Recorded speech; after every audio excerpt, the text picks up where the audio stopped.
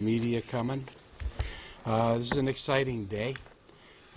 It is a day where we both recognize challenge in our community and celebrate an incredibly innovative and creative, one-of-a-kind, potentially world model for meeting that challenge, which only happens with support like we're getting here today, and with Texas Capital Bank stepping up in such an important leadership role. You know, I have often said that Austin is a magical place, and the magic of Austin is in its people.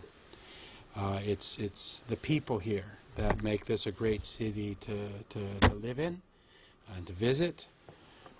It is the line servers and staff in the restaurants that we go to. It's the musicians and the tech and the stage crews and the music scene that we're known for. It's the teachers and the aides where we in the schools where we send our kids. So many others who make such important contributions to our city and provide the diversity and the friction that makes for an exciting, dynamic place.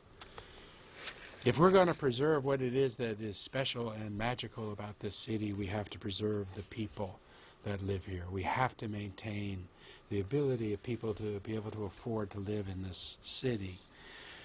That was the big idea behind the Austin Strategic Housing Blueprint that the council had adopted, and I'm proud to have been part of a council together with my colleagues on the council. And here we have Councilmember Alter and Renteria standing, all of us standing together here today.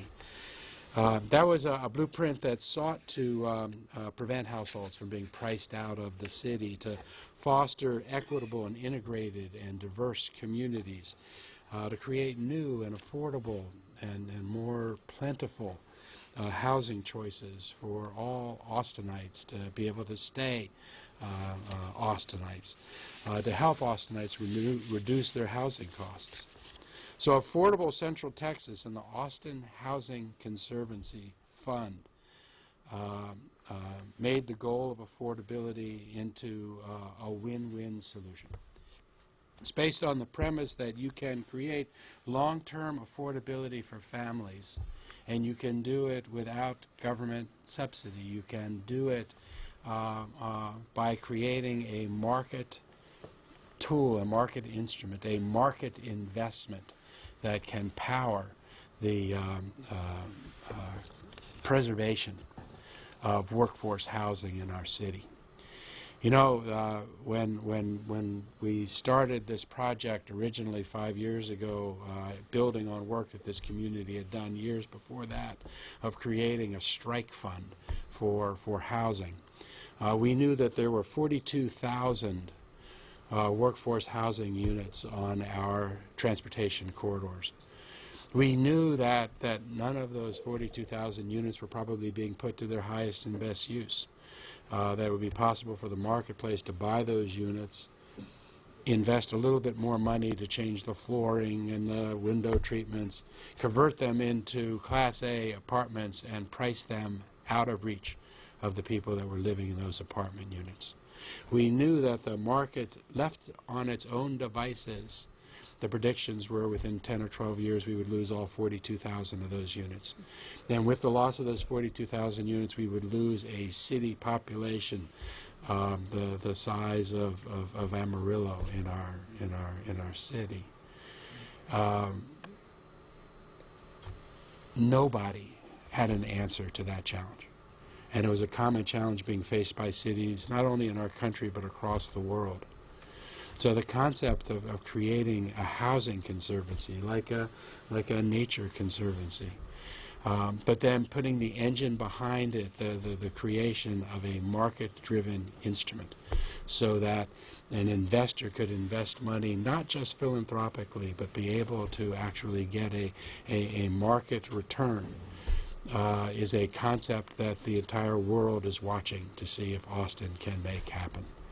I want to congratulate David Steinwaddell and the folks with the Austin Housing Conservancy actually now taking that dream and making it a reality and actually closing on properties and moving forward. But today we are here mostly to thank Texas Capital Bank, the first bank to step up, to be an investor in this fund.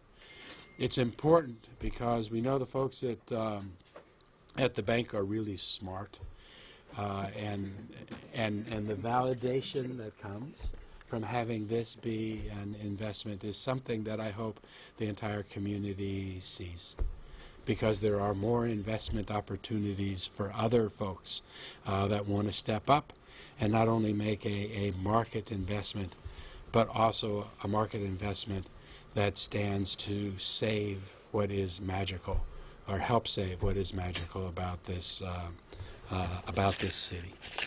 This is an exciting day for us, and I want to turn the podium over to Carrie Hall, who runs the bank.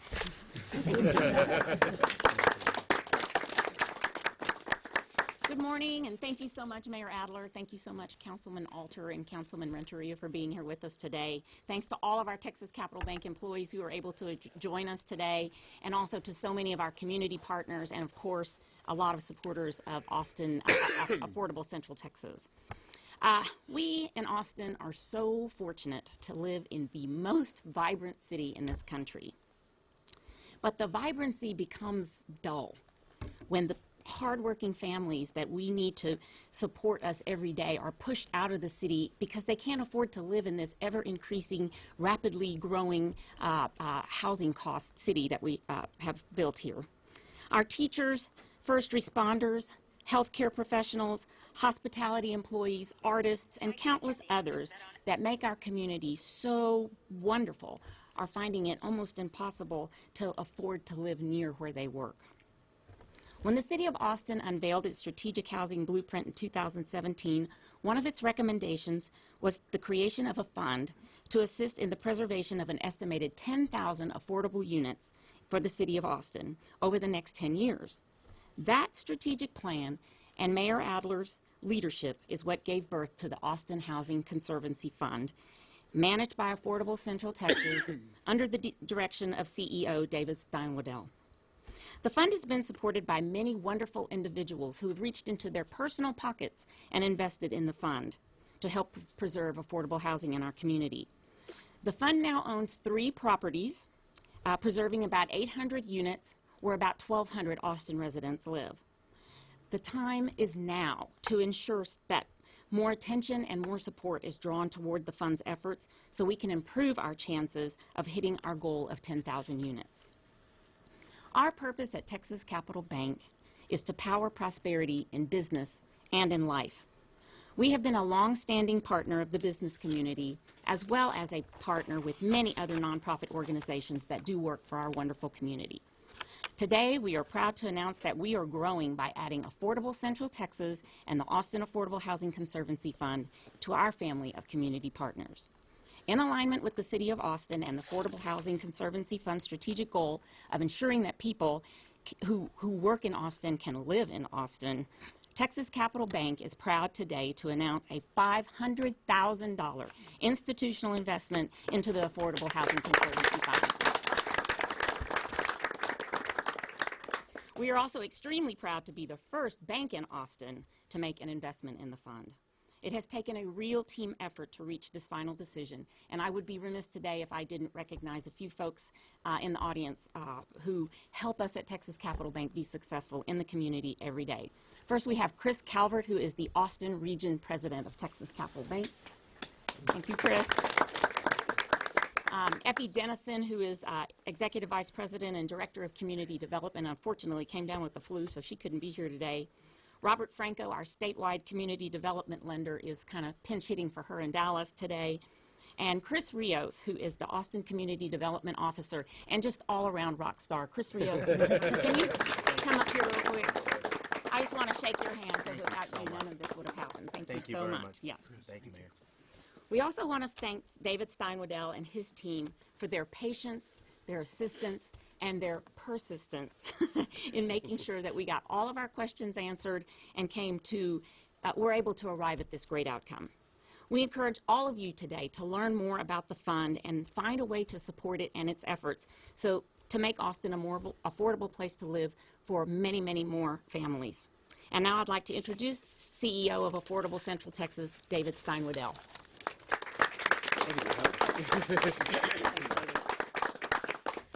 You know, it's not often that you get a chance to hug a banker, so I think it's a great day to be able to do that. Since we just passed the Thanksgiving holiday, I think there's a lot of reasons to continue to be thankful. One is that Austin has provided the leaders in our business community, at our city, who have the vision to be able to tackle a problem before it becomes unsolvable. And that's what we've done here with the Austin Housing Conservancy. We've put together a fund in conjunction with the business community, the city, neighborhood groups, advocacy groups that will preserve workforce housing for generations to come.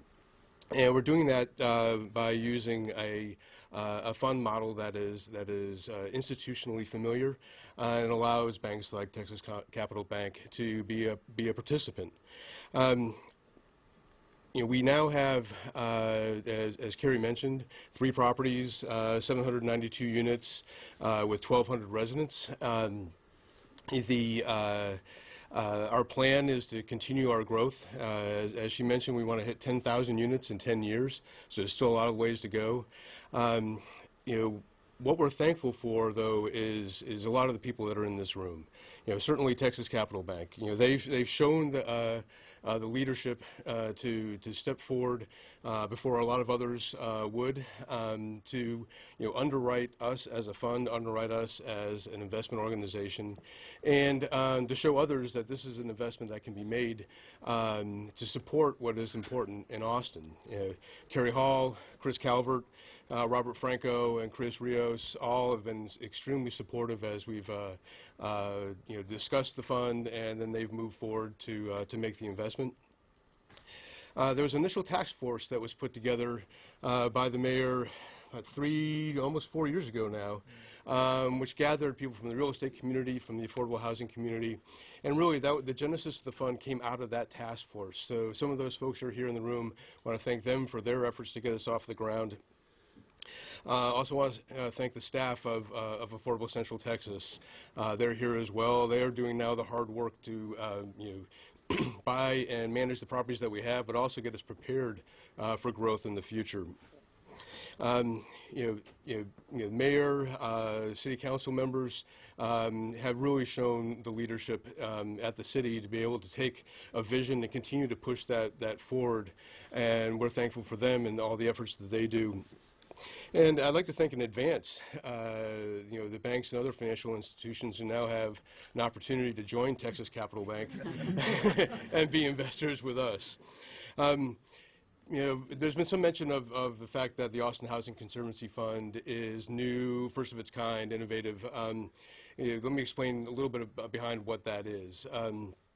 We're using actually an old fund model. It's an open-end investment model that institutions have used for the last 40-plus years. But we've now molded it into something that nobody has ever done before. This model allows us to own properties not just for a few years, but for generations. And in doing so, that allows us to preserve housing for a long period of time. We're the first investment fund to be able to do that. We're the first investment fund to use this institutional open-end model. We're the first to fund that is in this space focused only on equity investments. We want to be the owners of the properties. And I'm sorry, banks, but we don't want to be the lenders. We want to be the owners. We also are the first type of structure that is managed by a nonprofit. Affordable Central Texas is a 501c3.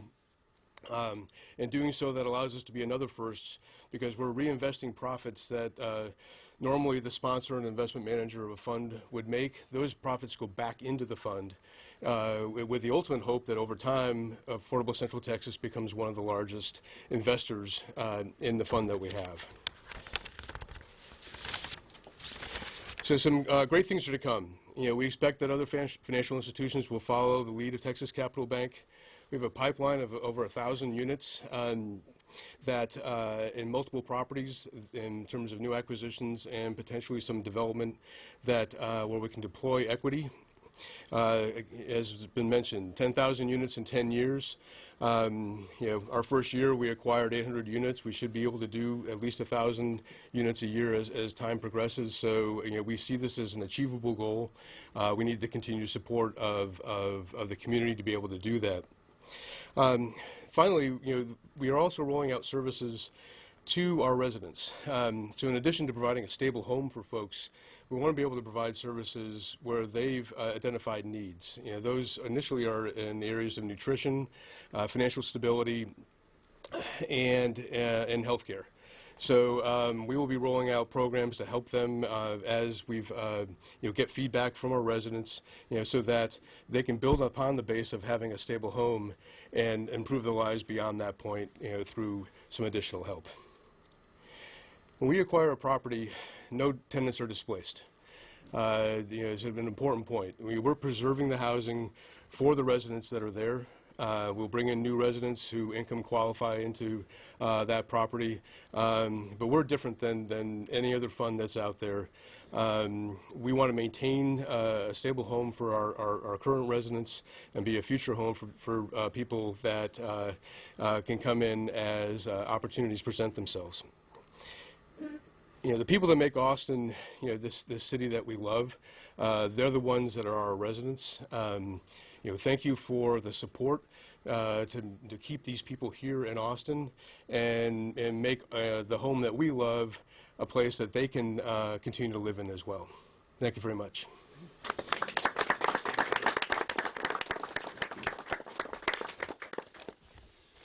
I have a proclamation to read, but just before I do, I just want to pause a little bit. We have media here. This would make for a really good content story if you wanted to develop on this, because I want to really impress upon you how unique and groundbreaking this is. In the housing blueprint that the council adopted, we segmented housing at different levels. Based on who could afford it, based on income levels. At the lowest level of that, you have the ability to be able to get subsidized housing. That's what we do with the bond election that the community approved, the $250 million bond election. You can get subsidy for that. You have market rate housing that is for upper middle class and wealthy people, and those folks always seem to have the ability to be able to get their home. But what do you do about the housing that's in the middle, the workforce housing, the housing for people that are making 60% or 80% up to 100% of mean family income? Those are people that are being really stressed in our community. It's the workforce people that I talked about earlier. You can't subsidize that housing. It's too expensive to subsidize that housing, and when you have a subsidy, you're going to dedicate it to people that are lower on the income range. But that's the housing that's being lost. If you go to San Francisco right now, where the median home price is over $1.5 million, you have a community that has a certain number of people who are living in subsidized housing. You have people that can afford a home of the price we just talked about, and what's in the middle is gone. And when the middle disappears, you lose the diversity in the community. I love San Francisco. It's a great city, and I love to visit. And if London is listening, Mayor, I no disrespect to your city. I love it. But when I used to visit San Francisco back in the late 70s and the early 80s, it was a city that created art everywhere. You couldn't turn a corner and not find art being created. And today it's a city that consumes art more than it produces art. Austin is a city that still creates art. It's part of our magic. It's part of our spirit. It's part of our soul. How do we make sure that we preserve, in a non-subsidized way, workforce housing in our city? Just by way of parenthetical, because I'm now making the pitch to your news producers, Living City is a national foundation made up of the top 25 philanthropic foundations and funders of civic and municipal issues. They just celebrated their 25th anniversary a year or two ago, and they identified 20 change agents, innovation leaders. On that list of 25 people were people like Zuckerberg, who had created, as you know, Facebook. Also on that list of 25 people was me. That made me really relevant to my girls. Any list I could be on that he was on was special. I was on that list, not for anything that I had done. I was on that list because of the work of the people that really were making this concept work. And they put me on that list in order to elevate this concept so that people would see it. Because the ability to be able to take a municipal challenge and create a way to make it fundable without subsidy is something that this world needs. It starts with housing, but it might not just stop with housing. Maybe there's a way to do the same kind of format with homelessness, to do the same kind of format with job creation and job training in a really grand way. There are people all over the world looking to see this. It does not happen without institutions like Texas Capital Bank stepping out and making an investment early in the process to say this idea actually could work. That's why the validation is so important. I also want to recognize Steve LeBlanc, who is standing behind me, because in the really early days with a community that was working for and Sherry Greenberg is also here from the LBJ school. We had community people that were focused on that workforce housing, trying to figure out how to do it. And I remember being in the conference room, just a few of us saying, what is the formula to actually make this work? So to see it being realized today is truly remarkable. And in the city right now that's working on the land development code and doing the housing blueprint is working to increase affordability 1,000 different ways in our city. No one of them is sufficient by itself. Every piece needs to hit on all cylinders for this to work. This is an important cylinder. And it's happening today because folks are willing to step up and invest in it. That's why we're doing this proclamation.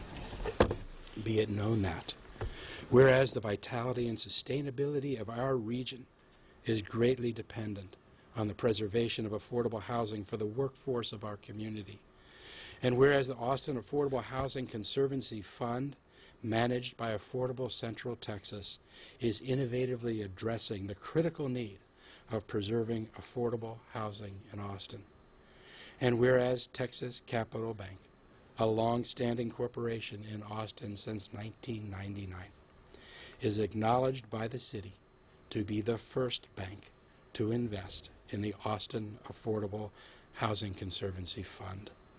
And its employees have contributed much to the growth of our city's economy and the well-being of our community through philanthropy and community service for many years.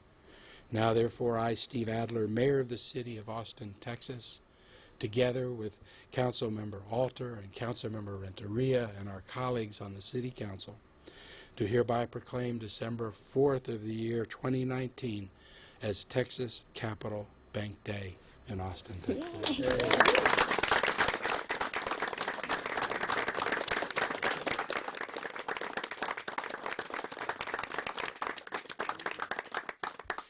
You all have any questions about this? I do have one.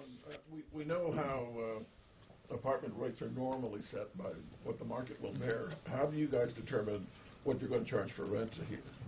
So it depends on the property. It depends on the property, but we look at rents as a percentage of somebody's income.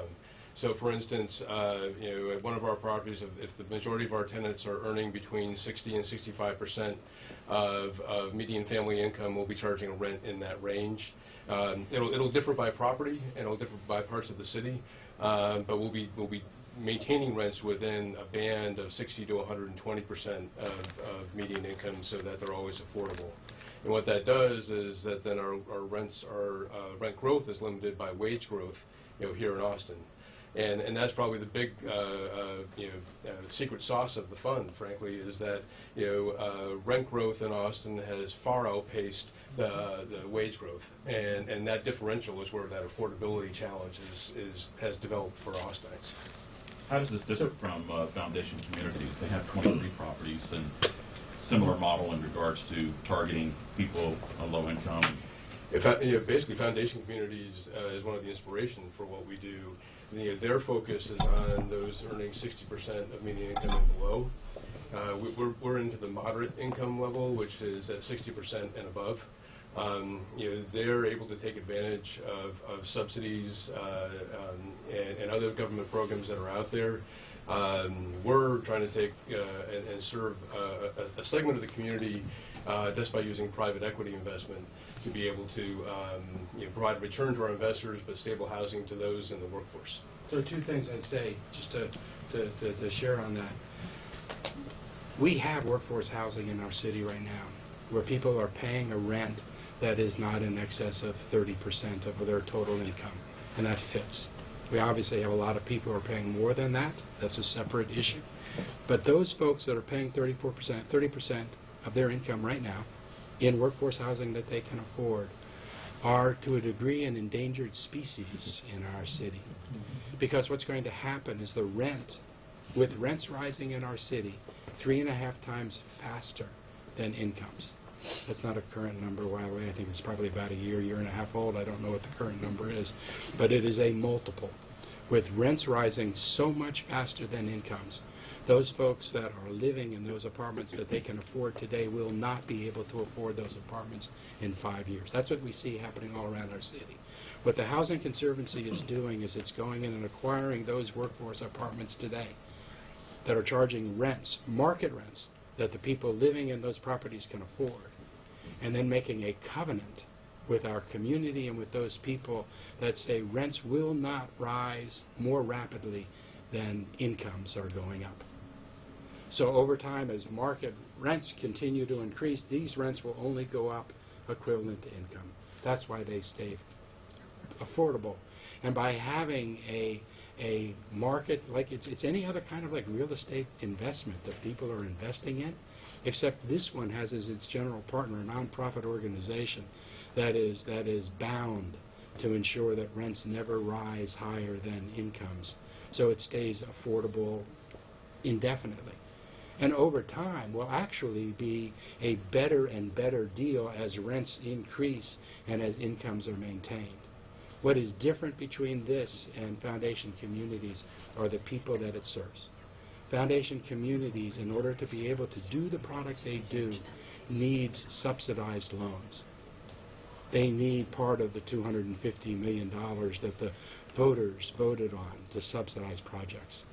What is the secret in this? What is being tested here is, can you create a fund that actually can pay a return to investors based on rents that are being paid by the people that are living there without subsidies? Because if we can in fact create a model where the investors are not subsidized, it's not a philanthropic play, maybe a little bit, just because there's opportunity costs, but to actually pay a market return on an investment that's incredibly secure and safe because it's secured by the underlying real estate, could you in fact create a market-driven fund without subsidy that could attract investors? Because we have $250 million in our affordable housing, we had to go through a whole bond election. If you can tap into investor dollars, the corpus of funds, not the 5% that are thrown off philanthropically from foundations, but if you can go to the foundations and say, I don't want the 5% you're throwing off every year, I want to talk to the person who is managing your fund, that corpus. If you can create an investment that can attract that, then the amount of money, capital, that's available to work on municipal challenges is relatively unlimited. And that's what this is trying to do. And so far, doing it incredibly well. Thank you. Anything else? In regards to the people who are homeowners that are being priced out, taxed out of their homes, what do you say to them that hear this, that, you know, it's great from the renter's aspect, but I'm in my home and I'm being taxed out and I'm about to have to leave Austin because I can't afford to live here anymore. What do you say to those folks? I say that affordability is a huge challenge in this city. It's a crisis. And no one solution is going to fix it. And there's no one solution that's going to fix it for everybody in our city, which is why we have to be doing 1,000 different things, which is why we're doing the land development code rewrite that we have right now. It's why we identified and adopted the housing blueprint in the city. It's why we're doing so many of the programs we're doing as rapidly as we can in our city. Job programs in our city. We have the first regional workforce development plan. We're trying to hit it as many different ways as we can, and trying at the same time to be best stewards we can possibly be of the tax dollars we get. Anything else? Yeah, speaking to the financing of it, you mentioned that this is supposed to have a safe return on an investment. When you're trying to pitch this to, you know, investors like the bank, I mean, what's the kind of return that you're promising on that?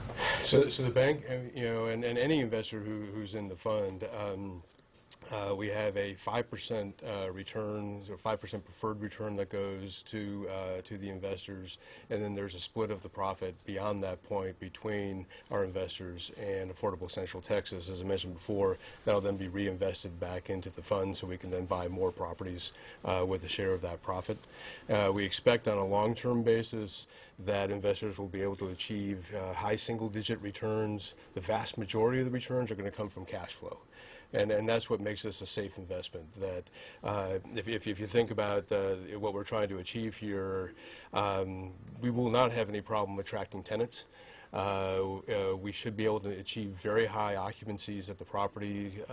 We can reduce costs relative to turnover of tenants, leasing costs, those kinds of things, and that solidifies and makes a low-risk investment for you know, any of our investors who are coming in. And when you take a look at the return that we provide relative to the risk, we're in line with other core type real estate investments that are offered in you know, institutional community as well.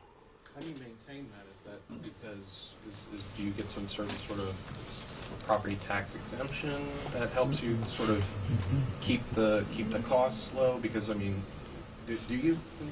Well, depending on how we acquire a property, we can partner with another nonprofit, and they may have a tax exemption that they can take advantage of. We may partner with the Housing Authority of the City of Austin or Travis County or others as we grow, and if they have a tax exemption, we can take advantage of that too. Or we may buy properties outright and have to manage those the taxes just like everybody else in the community would. You know, we see a blend of that you know, within the fund. Our first 3 properties, in fact, we bought in partnership with the Housing Authority of the City of Austin. So the other thing, just to put in perspective, so somebody in the marketplace right now that goes out and buys one of these apartments with the idea of buying it to fix it up, to change out the flooring and the appliances and the countertops and the like. The investor in that project in this market is only putting their capital up if they can get like a 15% return. That's the return for that investment. Now, there's risk associated with that, because when you put that up and put in that kind of investment, you need for occupancy to stay. I'm good. All right. When an investor, when an investor, good, you're okay. When an investor invests in that, it's like a 15% return, but there's a lot of risk. because as people are doing that in their marketplace, we know from past cycles that some people are going to end up owning those apartments, basing their investment decision on future rent increases and rises in order to make that happen, and it may or may not happen. And that's why they get a 15% return. The reason this works is that we don't have that volatility, and because rents don't have that volatility because rents are lower, but they're more secure and they're safer. But because of that, it doesn't have the risk. So we're going after not the 15% capital, but we're going after the 5, 6, 7, 8% capital. Just a follow-up. How do you keep up with then if you're keeping rents based on how income is rising? How do you keep up with in this current market where you've got property values that are, I assume, outpacing that? You know, you're going to end up with a higher tax bill. You know, how do you keep up with that? So by balancing within the portfolio who we partner with, we can cover some of that. The other aspect of what we're trying to do within the portfolio is buy properties throughout the city of Austin. So the first properties that we own, 2 of which are in Councilmember Alter's district, what they do is they meet our standards for making an acquisition, which is being close to good schools, close to jobs, access to green grocers, and access to transit. The 2 properties we have are basically just north and south of Spicewood Springs at Mopac. They check those boxes. Because of those attributes, we will always maintain a very high occupancy and be able to ensure that we're earning decent revenue off the property for our investors. Our challenge as an organization, our challenge as a board of directors, is to maintain a balance between making a good investment for our investors and maintaining stable housing for our residents. In fact, our board is made up of people with tremendous experience in the real estate community, but also then it's made up of people with very deep experience in the affordable housing community.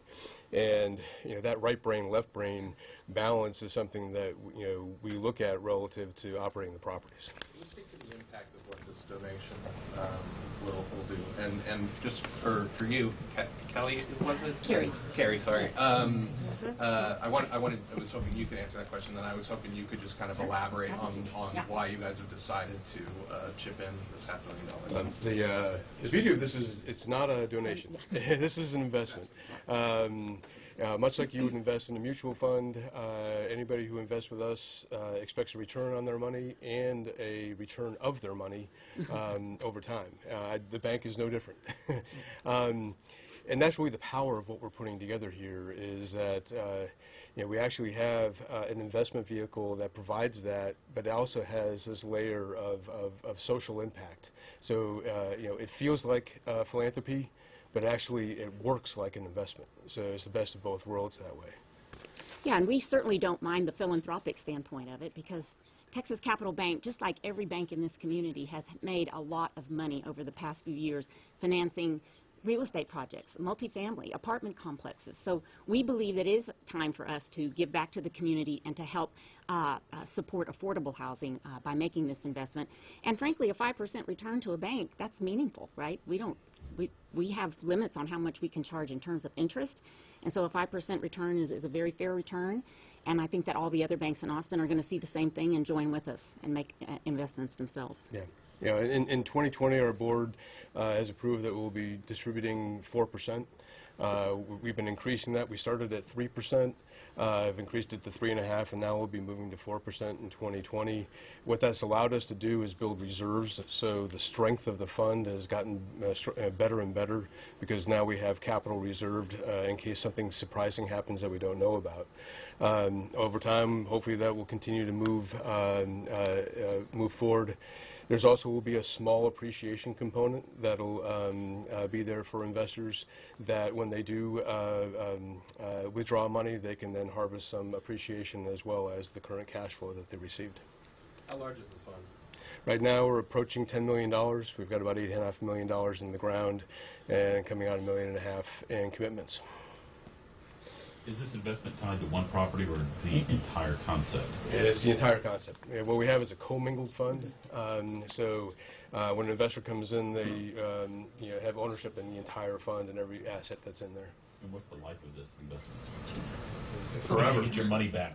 The provisions for investors that they have a 3-year lockout before they can ask for their money back. It's certainly our hope and expectation that people will stay longer because we're providing a return and something that's great for the community. The fund itself is designed to last in perpetuity. We truly, as long as there's a need and as long as there's demand, in a place like Austin, I don't see how that wouldn't be the case. This fund will be there. If we could have a $200 million Austin Housing Conservancy, we will have gone quite a distance to preserving workforce housing in the city. That's the aspiration. All right. Thank you all for being here today. Thank you.